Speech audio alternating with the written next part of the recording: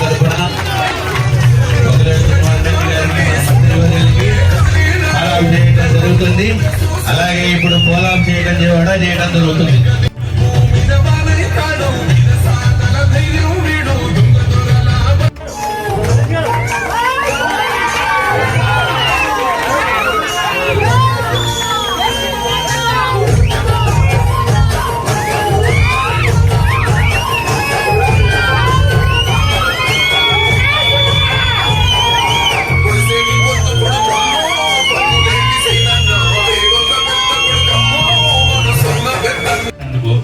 మంత్రివర్గ తరఫున మీ అందరినీ నేనే మిమ్మల్ని మనస్ఫూర్తిగా క్షమించమని అడుగుతూ మా ఊరికి కావాల్సిన ఐటమ్స్ మట్టికి కంపల్సరిగా అన్న కొంచెం పెద్దగా అడుగుతున్నాను, ఏమనుకోవద్దు.